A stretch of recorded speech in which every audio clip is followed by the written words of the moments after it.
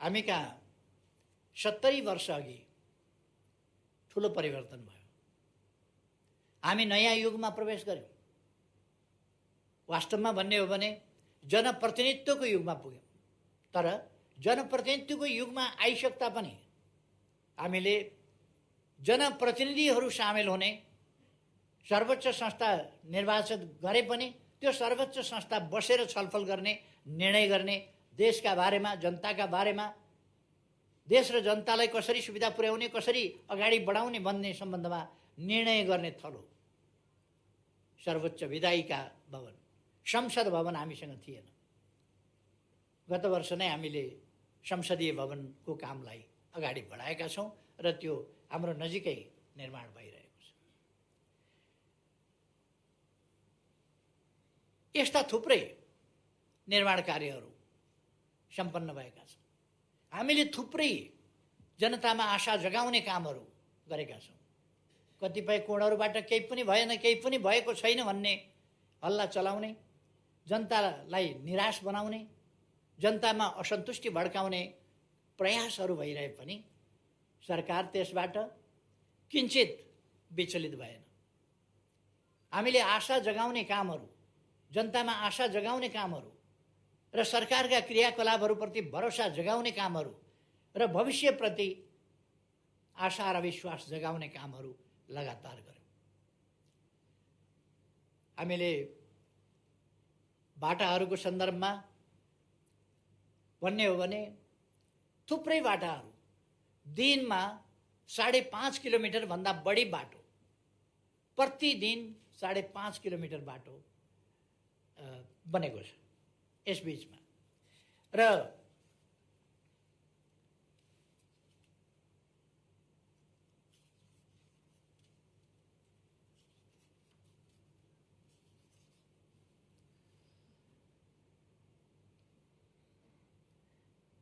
एक दिनमा कम्तीमा 12वटाका दरले आवासहरू तयार भएका छन्। विभिन्न 8 प्रकारका सामाजिक सुरक्षा भत्ता पाउनेको संख्या 30,60,000 भन्दा बढी छ। हामीले सामाजिक सुरक्षा भत्ता महिनाको 100बाट सुरु गरेका थियौँ।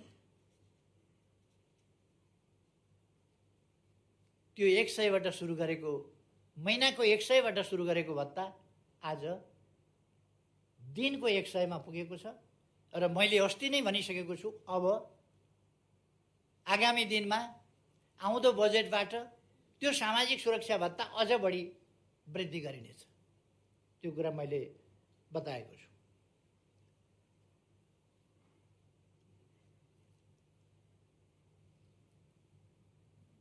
यस अवधिमा सामाजिक सुरक्षा भत्ता प्राप्त गर्ने संख्या थपिएको छ र त्यो लगभग 5 लाखको संख्यामा थपिएको छ। श्रमिकहरूका लागि औपचारिक र अनौपचारिक दुईटै क्षेत्र समेट्ने गरी हामीले योगदानमा आधारित सामाजिक सुरक्षा एउटा नयाँ अवधारणा ल्याएका छौँ र त्यसलाई कार्यान्वयन गरेका छौँ। यो 2075 मङ्सिर 11 गतेबाटै हामीले सुरु गरेका थियौँ। यस्ता थुप्रै कामहरू हामीले गरेका छौँ। मैले सडकको कुरा गरेँ।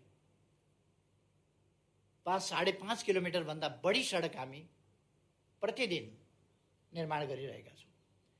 हरेक दिन कम्तीमा एउटा भन्दा बढ्ताका दरले झोलुङ्गे पुल, हरेक दोस्रो दिन कम्तीमा एउटा सडक पुल, हरेक तेस्रो दिन एउटा ग्रामीण सडक पुल यस ढङ्गले निर्माण गरेको छ।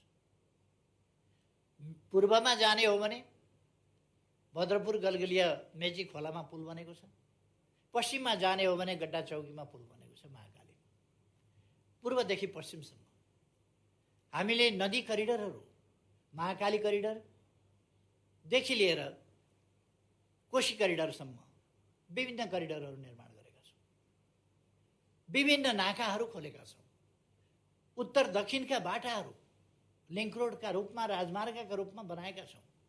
मध्य पहाडी राजमार्ग, जसलाई हामी पुष्पलाल राजमार्ग भन्छौँ, पुष्पलाल राजमार्ग तीव्रतर ढङ्गमा बनिरहेको छ र स्तरोन्नति पनि भइरहेको छ। मदन भण्डारी राजमार्गको निर्माणको वेग तीव्र छ।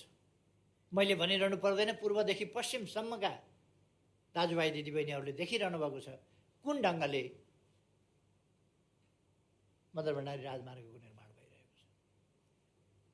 पूर्व पश्चिम राजमार्ग स्तरोन्नति गर्ने काम, त्यसलाई चौडा बनाउने काम विभिन्न ठाउँमा हामीले अगाडि बढाइरहेका छौँ र यसलाई केही वर्षभित्र हामी पुरा गर्दैछौँ। हुलाकी राजमार्ग अत्यधिक ठुलो मात्रामा सम्पन्न भइ नै सकेको छ, केही ठाउँहरूमा मात्रै सम्पन्न हुन बाँकी छ, खास गरी निकुञ्ज आदिका कारणहरूले। नत्र भने हामीले त्यसलाई पनि निर्माण गरिसकेका छौँ। अरू राजमार्गबाट सदरमुकाम, तराईमा सदरमुकाम जोड्ने बाटाहरू 4 लेनका 6 लेनका बाटाहरू स्तरोन्नति गरिएका छन्। रेलमार्ग हामीले जनकपुरमा 2टा रेल ल्याइसकेका छौँ र यसै महिनाबाट सञ्चालन प्रारम्भ गर्दैछौँ। पूर्व पश्चिम रेलमार्ग कतिपय ठाउँमा ट्र्याक बनाउने काम, कतिपय ठाउँमा पुल बनाउने काम, अनेक कामहरू हामीले सुरु गरिसकेका छौँ। जग्गा अधिग्रहणका कामहरू सुरु गरेका छौँ र अब छिटै नै पूर्व पश्चिम रेलमार्ग हुँदैछ। आशा जगाउनुपर्छ, जनतामा विश्वास जाग्नुपर्छ, विकास निर्माणका काम अगाडि बढ्छ। यो कुरा हामीले रेलको चर्चा गऱ्यौँ आज कोशीमा, गण्डकीमा। आफ्नै उत्साहमा, आफ्नै लगानीमा निजी क्षेत्रबाट केही उत्साही युवाहरूले स्टिमर चलाइसक्नु भएको छ। अब 13 मिनटमा भोजपुर पुग्न सकिन्छ, 11 मिनटमा भोजपुर पुग्न सकिन्छ र भोजपुरबाट चतरा धाम होइन, तल चतरा बजारसम्म आउन सकिन्छ। यसरी हामीले ठुलो प्रगति यी विभिन्न क्षेत्रहरूमा गरेका छौँ। पुनर्निर्माण प्राधिकरणले असाधारण काम गरेको छ र हामीले भनिरहनु पर्ला जस्तो लाग्दैन। रानी पोखरी हामीले शिलान्यास गरिसक्यौँ। धरहरा जो भीमसेन स्तम्भको रूपमा चिनिएको त्यो धरहरा हामीले यही महिनाको 11 गते, अब 10 दिनपछि धरहरा लिफ्टबाट बालबालिका, ज्येष्ठ नागरिक समेत लिफ्टबाट सुर माथि जान सक्ने र त्यसको कौशीबाट वरिपरि काठमाडौँको दृश्यावलोकन गर्न सकिने एउटा उपहारको रूपमा फेरि नेपाली जनता समक्ष हामी लोकार्पण गर्दैछौँ 11 गते। यस प्रकार विभिन्न प्रकारका कामहरू हामीले हवाई मैदानहरूको स्तरोन्नति गरेका छौँ। नयाँ हवाई मैदानहरू निर्माण गरेका छौँ। कतिपयलाई राति नचल्ने ठाउँबाट राति चल्ने बनाएका छौँ, कतिपयलाई विस्तार गरेका छौँ। त्रिभुवन अन्तर्राष्ट्रिय विमानस्थल कसैले पनि विदेशीहरू आउँदा अहिले पहिले आएका विदेशीहरूले भन्छन् अन्तर्राष्ट्रिय त्रिभुवन अन्तर्राष्ट्रिय विमानस्थलमा झर्ने बित्तिकै नयाँपन अनुभव हुन्छ। त्यसपछि काठमाडौँ छिर्ने बित्तिकै नयाँपन अनुभूति हुन्छ। अर्थात् हामीले समयलाई प्रतिकूलताका बीचमा पनि खेर जान दिएका छैनौँ। थुप्रै विद्यालय भवनहरू निर्माण गरेका छौँ। दरबार हाई स्कुल 6 गते पाटन ढोकामा जापानको सहयोगमा भव्य उच्च माध्यमिक विद्यालय हामी त्यहाँ उद्घाटन गर्दैछौँ। कतिपयले यसलाई अर्थहीन भने, कसैले यसलाई प्रचार मात्रै भने। मेलम्चीको सपना, मेलम्चीको पानी ल्याउने सपना धारा धारामा बाँडेर पुरा गर्नु गफ मात्रै होइन। यसमा जस लिने, श्रेय लिने, कसैले के भने, कसैले के भने, तर हामीलाई जस वा श्रेय लिने त्यसको होडबाजीमा सामेल हुन रहर छैन।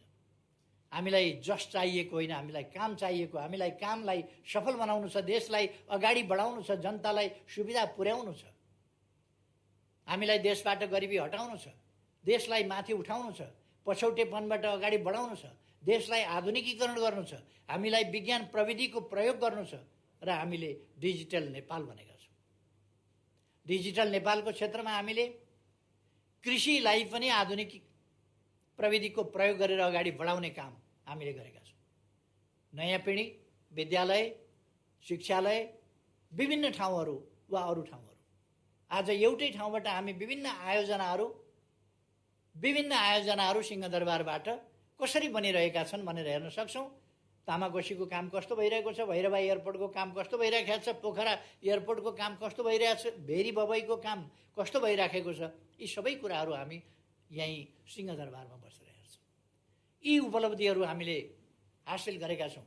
यस सम्बन्धमा म धेरै जान चाहन्न, किनभने गत फागुन 3 गते 3 वर्ष कार्यकाल पुगेको सन्दर्भमा मैले सञ्चार माध्यमहरूसँगको ब्रिफिङमा भनेको थिएँ, अलिक सविस्तारमा ती कुराहरू बताएको थिएँ। त्यसकारण म त्यसमा गइरहनुपर्छ भन्ने लाग्दैन मलाई। अस्ति फागुन 3 गते मात्रै सविस्तार बताइएको छ, त्यसकारण म त्यसमा अहिले धेरै गइरहन आवश्यक ठान्दिनँ। हामीले पर्यटन क्षेत्र समस्याग्रस्त भएको देखेका छौँ र अब आगामी दिनहरूमा हामी पर्यटन क्षेत्रका कमीहरूलाई, त्यसलाई कसरी पुनरुत्थान गर्न सकिन्छ, पर्यटन क्षेत्रको र पर्यटन क्षेत्रलाई प्रभावकारी ढङ्गले अगाडि बढाउन सकिन्छ, त्यसमा ध्यान दिनेछौँ। तर त्यसका लागि र अरू आर्थिक क्रियाकलाप र तिनको सफलताका लागि म सबैमा आग्रह गर्न चाहन्छु, हामी कोभिडबाट सुरक्षित हुनु पर्यो। कोभिडका प्रोटोकल, त्यसका मापदण्डहरू, सरकारले जारी गरेका जानकारीहरू र सरकारले गरेका आग्रहहरूलाई पालना गरौँ र त्यसअनुसार आफू सुरक्षित बनौँ, अरूलाई पनि सुरक्षित बनाऊँ। त्यसो गऱ्यौँ भने हामी हाम्रो जनजीवनलाई पनि सुचारू बनाउन सक्छौँ। कतिपयले आजै लकडाउन हुन्छ, भरे नै लकडाउन हुन्छ, भोलि नै लकडाउन हुन्छ भन्ने हल्ला चलाएको देखिन्छ। सरकार सकेसम्म लकडाउनमा जान चाहँदैन, तर हामीले एक्का राख्नुपर्दछ। युरोपका देशहरू, कतिपय देशहरू, विकसित भनिएका कतिपय देशहरू जब महामारी भत्तै फैलियो, त्यस्तो अवस्थामा लकडाउन गर्न बाध्य छ। दोस्रो चरणमा, तेस्रो चरणमा फैलिएको त्यो लहरबाट बच्नका लागि लकडाउनको सहारा लिनुपर्ने अवस्था छ। हामी चाहन्छौँ अहिले नै अरू विधिबाटै, हाम्रो सतर्कताको विधिबाट हामी परिस्थितिलाई बिग्रिन नदिउँ र त्यहाँ पुग्न नदिउँ भन्ने मैले आग्रह गरेको छु। अस्ति मैले बोल्दा लकडाउन गर्ने धम्की दियो भन्ने पनि केहीले भने। म धम्की कसलाई दिन्छु? म धम्की दिने हैसियत पनि राख्दिनँ, धम्की दिनुलाई उचित पनि ठान्दिनँ। मैले त्यस्तो अवस्था नआओस् भन्ने कुरामा हामीले ध्यान दिनुपर्छ। परिस्थिति बिग्रियो भने त्यहाँ पनि पुग्न सक्छ, त्यसकारण सजग हुनुपर्छ भनेर अपिल गरेको थिएँ। तसर्थ म आग्रह गर्न चाहन्छु, हामी सतर्क बनेर अगाडि जान आवश्यक छ। यसबीचमा हामीले जमिनहरूको डिजिटल सोइल म्याप भनेर हामीले कुन जमिन कस्तो छ भन्ने कुराको अध्ययन यहीँबाट गर्न सकिने गरी सोइल म्यापिङ गरिसकेका छौँ। त्यसबाट हाम्रो जमिन कुन ठाउँमा केमा रुखो छ, केमा मलिलो छ, कुन बालीका लागि उपयुक्त छ जस्ता कुराहरूको माटोको परीक्षण, त्यही गएर माटो उठाएर ल्याउनु पर्दैन। हामीले मेसिनबाट, आकाशबाटै गरेको एक्सरेबाट ती कुराहरू सबै आउँछ। हामीले डिजिटलाइज गरेका छौँ मालपोत कार्यालयहरू, थुप्रै ठाउँहरूलाई हामीले डिजिटलाइज गरेका छौँ। नागरिक एप्स बनाएका छौँ। मैले अघि नै भने 77 साल असफलताको वर्ष होइन, त्यो राजनीतिक हिसाबले होस्, आर्थिक हिसाबले होस्, त्यसै गरेर सामाजिक क्षेत्रमा पनि यो सफलताको वर्ष रहेको छ। हामीले सडक बालबालिकाहरू यो 2078 सालभित्र सडक बालबालिका, सडक मानव र सडकमा भिक्षामदेही भन्ने स्थिति अन्त्य गर्ने त्यो कुराहरू पुरा गर्छौँ भनेर भनेका छौँ। अहिले नै 77 सालमै हामीले क्याम्पेन चलाएर, अभियान चलाएर सडक बालबालिका र सडक मानव नरहेको स्थिति बनाइसकेका छौँ। पूर्ण रूपमा हामी यस सालभित्र त्यो गरिसक्छौँ। जो बालबालिकाले अभिभावक गुमाएका छन् त्यस्ता बालबालिकाको अभिभावक सरकार छ। जो ज्येष्ठ नागरिकहरूले सहारा गुमाएका छन् उनीहरूको सहारा सरकार छ। जसले विभिन्न कारणले भिख मागेर हिँड्नुपर्ने स्थिति सिर्जना भएको छ, त्यो स्थितिको अन्त्य गर्न र वास्तविक अर्थमा त्यस्तो अवस्था छ भने त्यसलाई अन्त्य गरेर एउटा सम्मानित जीवन बाँच्न पाउने त्यस स्थितिको निर्माण सरकारले गर्छ भनेर हामीले भनेका छौँ। छाउपडी होस्, बोक्सी होस्, यसका विरुद्ध हामीले अभियान चलाएका छौँ। एसिड आक्रमणका विरुद्ध हामीले अध्यादेश, त्यो जरुरी कुरा बन्यो, समाजले त्यसमा सरकारको बढी ध्यानाकर्षण पनि गर्यो। त्यसकारण हामीले अध्यादेशबाट एसिड आक्रमण विरुद्धको कडा कानुन ल्यायौँ। बलात्कार पछिका हत्या जस्ता कुराहरूलाई नियन्त्रण गर्नका लागि कानुन ल्यायौँ। अचम्म, लडेर ल्याएको संसद, मुद्दा लडेर ल्याएको संसद चल्न नदिएर, संविधानले भनेको पहिलो दिन प्रस्तुत गर्न पर्ने अध्यादेश संसदमा प्रस्तुत गर्न नदिएर एउटा अप्रिय र अशोभनीय स्थितिको निर्माण भएको छ। एमसीसी, नेपाली कांग्रेस र नेकपा माओवादी सरकारमा हुँदा एमसीसी सम्झौता गरिएको थियो। त्यो निर्णयार्थ हामीले संसदमा टेबल गरेका छौँ र टेबलमा निर्णयार्थ प्रस्तुत गरिएको छैन। हामी त्यसको माग गरिरहेका छौँ र त्यसरी सरकारले प्रस्तुत गरिसकेपछि निर्णयार्थ प्रस्तुत नगर्ने भनेको संवैधानिक कुनै अधिकार कसैसँग हुँदैन, त्यो गर्नै पर्ने हुन्छ। तर संविधानै नमान्ने, जिद्दी गर्ने त्यो प्रवृत्ति हामी झेलिरहेका छौँ। हामी चाहन्छौँ फाटोको खेती होइन, आपसमा परस्परमा वैमनस्यता र घृणा होइन। आजको हाम्रो आवश्यकता राष्ट्रिय एकता हो। अनेकतालाई हटाएर, विमतिलाई हटाएर, दूरीलाई हटाएर निकटता कायम गर्ने, अनेकतालाई एकतातर्फ ल्याउने यी प्रयासहरू र राष्ट्रिय एकता कायम गर्ने र हाम्रा सम्पूर्ण सामर्थ्य र शक्तिहरू देश विकासका निम्ति प्रयोग गर्नुपर्ने आजको आवश्यकता। त्यस आवश्यकतातिर म सबैको ध्यानाकर्षण गर्न चाहन्छु। अब यस नयाँ वर्षमा हामी नयाँ कामहरू थालना गर्दैछौँ। अब केही समयपछि मेरो कित्ता भन्ने कार्यक्रम, जो किसानहरूका लागि आफ्नो धनीपूर्जा, आफ्नो कित्ता आफू बसेकै ठाउँबाट एप्सबाटै हेर्न सक्ने गरी मेरो कित्ता कार्यक्रम शुभारम्भ हुँदैछ। यस कार्यक्रमको केही घन्टाभित्रै अथवा हामी यस्ता कार्यक्रमबाट सुरु गर्दैछौँ जो आधुनिकीकरणतर्फको, डिजिटल प्रयोगतर्फको, प्रविधि सबभन्दा ताजा, सबभन्दा पछिल्लो प्रविधिको प्रयोग गर्दै अगाडि बढ्ने त्यस काममा हामी लागिरहेका छौँ। हामी आज पुरस्कृत, सम्मानित हुने, राष्ट्रिय जीवनका विभिन्न क्षेत्रमा विभिन्न ढङ्गले महत्त्वपूर्ण सेवा गर्ने राष्ट्रसेवकहरूदेखि लिएर समाजसेवीहरूसम्म, उद्यमी व्यवसायीहरूसम्म विभिन्न तह तबकाका महानुभावहरूलाई सम्मानित गर्ने कार्यक्रम पनि यसपछि तुरुन्तै गर्दैछौँ। मेरो कित्ता भन्ने कार्यक्रम एकैछिनमा सुरु गर्दैछौँ। यस्ता थुप्रै कार्यक्रमहरूबाट आजै हामी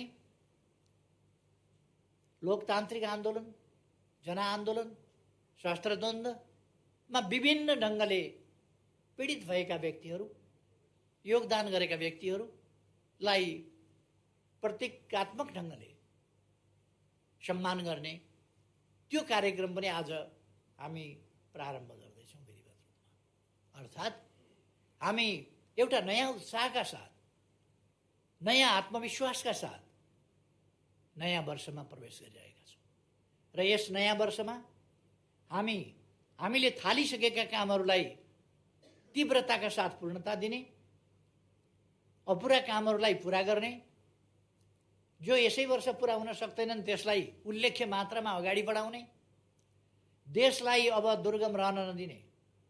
यसै वर्षभित्र हामी सिमीकोट, हुम्लाको सिमीकोटलाई पनि सडक सञ्जालसँग जोड्नेछौँ र अगाडि बढाउनेछौँ। हामीले 165वटै निर्वाचन क्षेत्रमा स्ट्राटेजिक सडकहरूको शिलान्यास गरेका छौँ। ती सडकहरूलाई हामी पूर्णता दिनेछौँ। यसै वर्षभित्र पूर्णता पुग्दैन होला, तर पूर्णताको नजिकतिर हामी पुर्याउन प्रयास गर्नेछौँ। यस्ता थुप्रै कामहरू हामीले 397वटा हस्पिटलहरू शिलान्यास गरेका छौँ। तिनको निर्माण कार्यलाई तीव्रता दिनेछौँ। सेनाको ब्याङ्करबाट ब्यारेकसम्म, ब्याङ्कर टु ब्यारेक कार्यक्रमलाई अझ प्रभावकारी ढङ्गले अगाडि बढाउनेछौँ। विभिन्न विश्वविद्यालयहरू सुरु गरेका छौँ या सुरु गर्दैछौँ, तिनलाई अगाडि बढाउँदैछौँ। अस्पताल, विद्यालय, विश्वविद्यालय र विभिन्न प्राविधिक शिक्षालयहरू, तिनीहरूको व्यापक मात्रामा स्थापना गर्ने अगाडि बढाउने काम गरेका छौँ। अहिले जनताको मनोबल उठेको छ, आत्मविश्वास बढेको छ, नेपाली हुनुको गर्व अनुभूति भएको छ। त्यसै कारण 12औं दक्षिण एसियाली खेलकुदमा हामीले जम्मा 3वटा स्वर्ण पदक जितेका थियौँ, तर 13औंमा आइपुग्दा खासै सुविधा धेरै वृद्धि हुन सकेका छैन होला, तर आत्मविश्वास र मनोबल बढेको छ। त्यसै कारण हामीले कति 51वटा स्वर्ण पदक, 207वटा सम्पूर्ण पदकहरू सहित दक्षिण एसियामा दोस्रो स्थान हासिल गरेका छौँ। र सबभन्दा महत्त्वपूर्ण कुरा त अघिल्लो भन्दा पछिल्लो गेममा 12औं भन्दा 13औंमा आइपुग्दा हामीले 17 गुणा बढी स्वर्ण पदक जितेका छौँ। 17 गुणा बढी। यो सानो उपलब्धि होइन। र यस उपलब्धिका पछाडि सबभन्दा महत्त्वपूर्ण कुरा वास्तवमा नेपालीको मनोबल उठेको कारणले छ। गएको वर्ष हामीले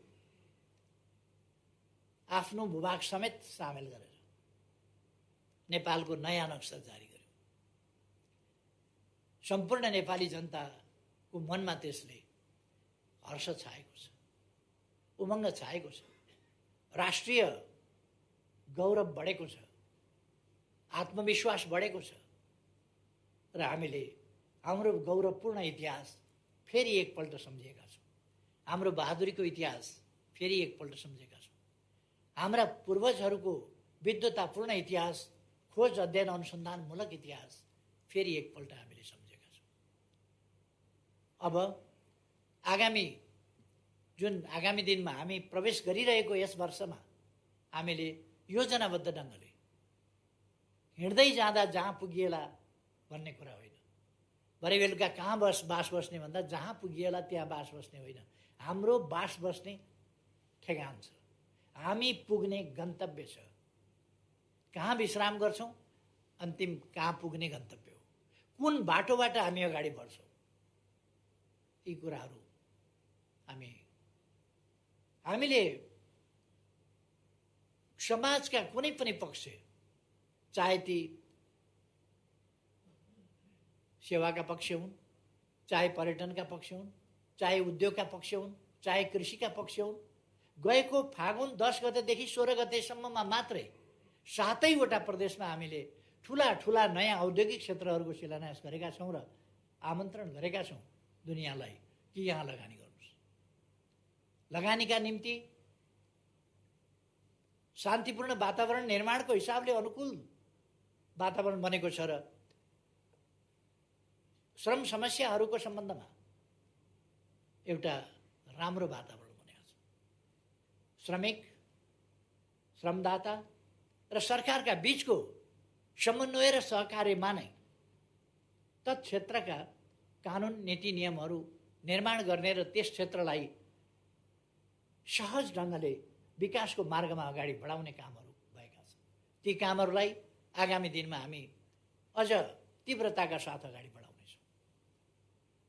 म यस घडीमा सम्पूर्ण दाजुभाइ दिदीबहिनीहरूलाई विभिन्न प्रकारका हल्लाहरूका पछाडि नअल्मलिन, राष्ट्र निर्माणका काममा ढुक्कले आत्मविश्वासका साथ अगाडि बढ्न, निराशा जगाउन खोजिएका प्रयासहरूलाई अस्वीकार गर्न र आशावादिता आफूमा लिएर अगाडि बढ्न सबैमा हार्दिक आग्रह गर्न चाहन्छु।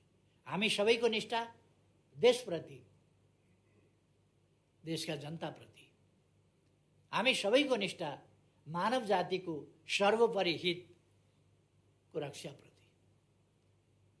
हामीले अन्तर्राष्ट्रिय क्षेत्रमा हाम्रा राष्ट्रिय हितहरूलाई रक्षा गर्दै, तिनीहरूलाई सम्वर्धन गर्दै र हामीले भनेका छौँ राष्ट्रिय हितको प्रश्नमा जहिले पनि न्यायोचितता र अन्तर्राष्ट्रिय उत्तरदायित्व यी पक्षहरूलाई हामीले बिर्सनु हुँदैन।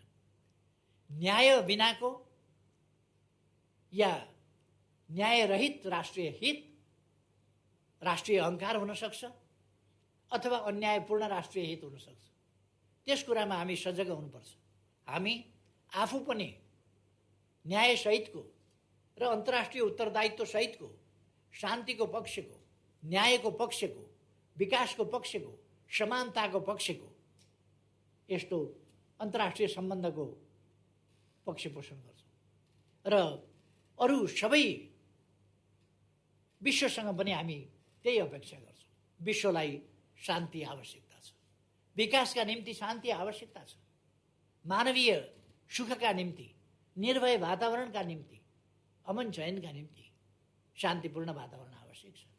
त्यसकारण हामीले शान्तिपूर्ण वातावरण अरू कसैले निर्माण गर्ने होइन, दुनियाँका विभिन्न देशका नेतृत्ववर्गले यसमा गम्भीरताका साथ सोच्नु पर्दछ। अबको विश्वलाई हामीले भयमुक्त विश्व, त्रासमुक्त विश्व, समानतायुक्त विश्व, मानिसले सम्मानजनक जीवन जिउन पाउने विश्व, जैविक र मानवीय आवश्यकताको न्यूनतम न्यायोचित परिपूर्तिबाट प्रारम्भ गरेर सम्पूर्ण आवश्यकताहरूको यथोचित न्यायोचित परिपूर्ति र सुरक्षित र सम्मानित जीवन, यस्तो विश्व बनाउनका निम्ति म आग्रह गर्न चाहन्छु। हामीले हाम्रो सामाजिक जीवनका कुनै पनि क्षेत्रलाई छोडेका छैनौँ, बिर्सेका छैनौँ भनेर मैले भने। चाहे अपाङ्गता भएका व्यक्तिहरूको सन्दर्भ होस्, अशक्तता भएका व्यक्तिहरूको सन्दर्भ होस्, अथवा सामाजिक जीवनका अरू क्षेत्रहरू, युवाहरूका भावनाको कुरा होस्, युवाहरूका समस्याहरू समाधानको कुरा होस्, त्यसप्रति सरकार सजग छ र सजगताका साथ युवा शक्तिलाई साथ लिएर अगाडि बढ्न चाहन्छ। हिजो द्वन्द्वका कारणले गाउँ बस्न सकेनन्, हिजो द्वन्द्वका कारणले सहर आएर पनि धर भएन, जीविका चल्ने स्थिति भएन र विदेश जाने एउटा सिलसिला सुरु भयो र त्यसले लहरको रूप लियो। अब आज त्यस्तो अवस्था होइन। विदेश बढी असुरक्षित छ, विदेश बढी कष्टपूर्ण छ। त्यसकारण हामी देशभित्रै बसौँ, देश निर्माणका काममा जुटौँ, उपलब्ध रोजगारीका अवसरहरू प्रयोग गरौँ र उपलब्धको प्रयोग गरौँ, उपयुक्तको खोजी गरौँ। सरकार रोजगारीका अवसरहरू युवाहरूलाई उपलब्ध गराउन चाहन्छ र उपयुक्त रोजगारीका अवसरको खोजी गर्दै ती पनि उपलब्ध गराउन चाहन्छ। त्यसकारण म आग्रह गर्न चाहन्छु हाम्रो युवा समुदायसँग, जो रोजगारी उपलब्ध छ त्यसको प्रयोग गरौँ। उपयुक्त प्रकारको रोजगारी यो होइन भन्ने ठानिएको छ भने त्यो क्रमशः उपलब्ध रोजगारीको प्रयोग गर्दै जाँदा हामी त्यसलाई प्रयोग गर्न प्राप्त गर्न सक्छौँ र भोलि देशको विकाससँगै रोजगारीका अवसरहरू, रोजगारीका अवसरसँगै देशको विकास अन्योन्याश्रित ढङ्गले अगाडि बढ्नेछ। हामी ओलाङचुङ गोलाको बाटोबाट तिब्बत जोड्ने कुरा होस्, किमा थाङ्खाको बाटोबाट तिब्बत जोड्ने कुरा होस्, दक्षिणतर्फ त हामीले बाटाहरू जोडेका छौँ, थुप्रै पुलहरू निर्माण गरेका छौँ। अब डुबानका समस्या हामी समाधान गर्दैछौँ। हामी चाँदनी दोधारामा 10 क्युमेक्स पानी लगेर शारदाको ब्यारेजबाट पानी, त्यहाँको टनेलबाट, शारदाको टनेलबाट, क्यानलबाट पानी उपलब्ध गराउँदैछौँ। त्यसर्थ म आशावादिताका साथ अगाडि बढौँ भन्छु। सुनकोशी मरिन डाइभर्सन हामीले शिलान्यास गऱ्यौँ। 31 मेगावाट विद्युत समेत त्यहाँबाट निस्किँदैछ। र मैले भनेको छु, जब हामी सुनकोशीमा ड्याम बाँध्न थाल्छौँ, सँगसँगै अरू सबै काम थालिनुपर्छ र सुनकोशीको ड्याम पुरा भएका दिन सुरुङ पनि तयार भइसकेका हुनुपर्छ, पावर हाउस पनि तयार भइसकेका हुनुपर्छ, पावर हाउसबाट निस्किएको बिजुली बोक्ने ट्रान्समिसन लाइन पनि तयार भइसकेका हुनुपर्छ, बागमतीमा बाँध पनि बाँधिसकेका हुनुपर्छ र त्यो बाँधेको बाँधबाट खेतसम्म पानी लाने नहर पनि खनिसकेका हुनुपर्छ। यो तालमेलका साथ काम अगाडि बढेको हुनुपर्छ भनेर मैले निर्देश पनि गरिसकेका छु। यसले मैले पहिले प्रदेश नम्बर 2 को प्रदेश सभालाई सम्बोधन गर्दा भनेको थिएँ कि हामी सुनकोशीको पानी पहाड पाल पारेर त्यहाँ सुरुङ खनेर मरिनमा झार्नेछौँ र सिँचाइ गर्नेछौँ। 1,85,000 बिघा, त्यसबाट बारा, रौतहट, सर्लाही, महोत्तरी, धनुषाका 1,85,000 बिघा जमिन त्यसले सिँचाइ गर्दैछ। अर्को आयोजना हामी सुरु गर्दैछौँ त्यहाँ सुनकोशी कमला डाइभर्सन, जसबाट 1,70,000 बिघा थप सिँचाइ हुनेछ। अर्थात् तराईको मोटामोटी सिँचाइको समस्या पुरा हुनेछ। त्यसलाई हामी पुरा गर्नेछौँ र कृषिको आधुनिकीकरणमा यसले ठुलो योगदान पुर्याउनेछ। तमर, चिस्याङ, नौमुरे जलविद्युत आयोजनाबाट, त्यो बहुद्देश्य आयोजनाबाट गरिने कपिलवस्तु लगायतको सिँचाइको प्रबन्धदेखि लिएर अरू थुप्रै कामहरू भेरी बबई तयार हुने लागेको छ र हामी बाटा निर्माणहरूको सन्दर्भमा पनि, सडक निर्माणको सन्दर्भमा पनि र आवश्यकता परेमा अरू प्रकारका पनि फास्ट ट्र्याक अगाडि बढिरहेको छ र त्यहाँ पनि लामा लामा 2टा टनेल बन्दैछ।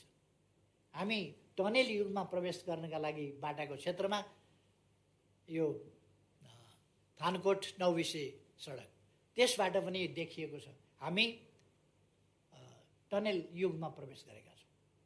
अब काठमाडौँवासीलाई एउटा सजिलो के पनि भएको छ भने टनेल निर्माण कसरी भइरहेको छ त्यो हेर्न जाने, टनेल कसरी निर्माण हुँदो रहेछ, कसरी अब टनेलबाट नौबिसे छिर्ने, नौबिसेबाट काठमाडौँ छिर्ने, त्यो बाटो 3-4 किलोमिटरको बाटो भएर कसरी आउँदैछ, यस्ता कुराहरू। उत्तर दक्षिण रेल, उत्तर दक्षिण बाटा र यिनीहरूमा पनि टनेलको प्रयोग, यी कामहरू पनि हामी गर्दैछौँ। अथवा नेपाल एकपछि अर्को गरी नयाँ युगमा प्रवेश गर्दैछ। यो 2078 साल वैशाख 1 गते लाग्दा पात्रो अथवा क्यालेन्डर, यसको पाना पल्टिएको मात्रै होइन, पात्रोको पाना पल्टिएको मात्रै होइन, मिति परिवर्तन भएको मात्रै होइन, हामीले यहाँको स्तर पनि परिवर्तन गरेका छौँ, स्तर पनि परिवर्तन गर्दै जानेछौँ।